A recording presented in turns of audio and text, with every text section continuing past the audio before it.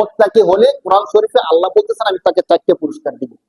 4টে পুরস্কার কি? কোরআন শরীফের 28 নম্বর পারার সূরা তালাকের মধ্যে আল্লাহ বলেন ওয়ামাইয়াত্তাকিল্লাহা ইউকাফফিরহু আনহু সাইয়্যাতিহি ওয়া ইউযিম লাহু আজরা।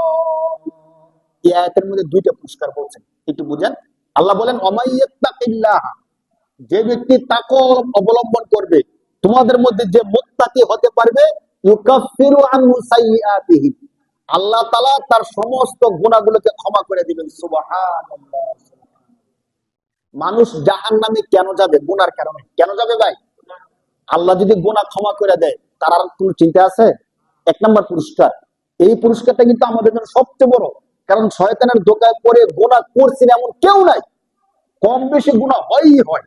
আল্লাহ বলতেছেন ওয়ামাইয়াত্তাকিল্লাহ, যে ব্যক্তি তাকওয়া অবলম্বন করবে, মুত্তাকি হবে, ইউকাফফিরু আনহু সাইয়্যাতি, সাইয়্যাত মানে অপরাধ, মন্দ যত কাজ আছে সমস্ত কাজগুলোকে আল্লাহ তাআলা মিটিয়ে দিবেন। সুবহানাল্লাহ। 2 নাম্বার ওয়া ইউযিম লাহু আজরা, আল্লাহ বলেন তার গুনাহগুলো ক্ষমা করে দেওয়ার সাথে সাথে আমি আল্লাহ তাকে মহান একটা পুরস্কার দেব। সুবহানাল্লাহ। যদি আমাদের এলাকার মেম্বার বলে যে তোমাকে বড় একটা পুরস্কার দিব, এর মানে হতে পারে 5,000 টাকা। কত হাজার টাকা? একটু খেয়াল করেন।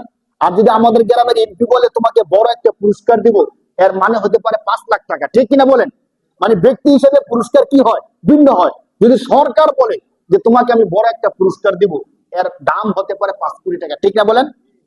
তো যেখানে স্বয়ং আল্লাহ বলছেন যে তোমাকে আমি মহান একটা পুরস্কার দেব, অবশ্যই সেই পুরস্কারটা হবে সবচেয়ে বড় পুরস্কার, তার নাম হলো জান্নাত। সুবহানাল্লাহ।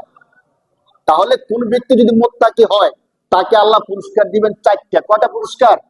এই আয়াতের মধ্যে 2টা আসছে। একটা হলো গুনাহ ক্ষমা করে দিবেন, 2 নাম্বার হলো মহান একটা পুরস্কার দিবেন। কি পুরস্কার এটা আল্লাহ জানেন।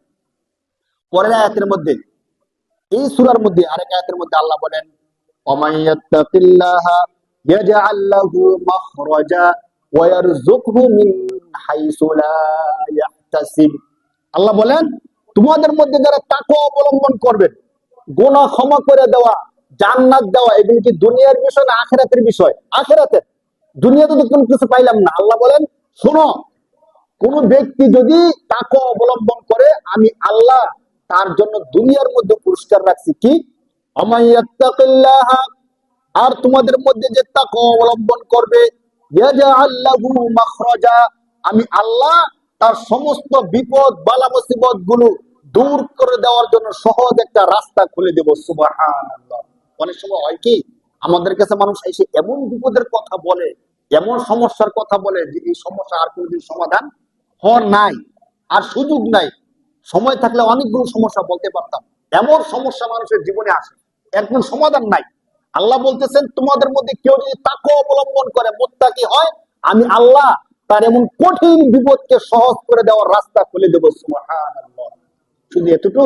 আল্লাহ বলতেছে না, প্রথম আয়াতের 2টা পুরস্কার আখিরাতের সাথে সম্পর্ক, আর এখন যে বলতেছি এই আয়াতের 2টা পুরস্কার দুনিয়ার সাথে সম্পর্ক। দেখেন ওয়ামাইয়াত্তাকিল্লাহা ইয়াজআল লাহু মাখরাজা ওয়া ইয়ারযুকহু মিন হাইসু লা ইয়াহতাসিব। আল্লাহ বলেন দুনিয়ায় যে 2টা পুরস্কার দেবে, এর মধ্যে একটা হলো তোমাদের যত বিপদ আপদ আছে, কঠিন থেকে কঠিন বিপদের সহজ রাস্তা খুলে দিব। 2 নাম্বার হলো তোমাদেরকে আমি আল্লাহ এমন স্থান থেকে, এমন জায়গা থেকে রিজিক দিব, যে রিজিকের চিন্তা কল্পনাও তোমরা করো নাই। সুবহানাল্লাহ। অনেক সময় হঠাৎ করে এমন হয়ে যায় যে এক জায়গার মধ্যে আমার চাকরি হয়ে গেছে, আমি কল্পনাও করি না যে এখানে আমার চাকরিটা হবে। বা ব্যবসা করতেছি, এমন একটা কাস্টমার চলে আসছে 5 লক্ষ টাকা 10 লক্ষ টাকার, আমি কল্পনা করতে পারি নাই যে এই কাস্টমারটা আজকে আসবে। আল্লাহ বলেন যদি তোমরা তাকওয়া অবলম্বন করো, তাহলে ওয়াজআল লাহু মাখরাজা ওয়া ইয়ারযুকহু, আল্লাহ তোমাদেরকে রিজিক দিবেন মিন হাইসু লা ইয়াহতাসিব, এমন স্থান থেকে রিজিক দিবেন যে রিজিকের কল্পনাও তোমরা করো নাই।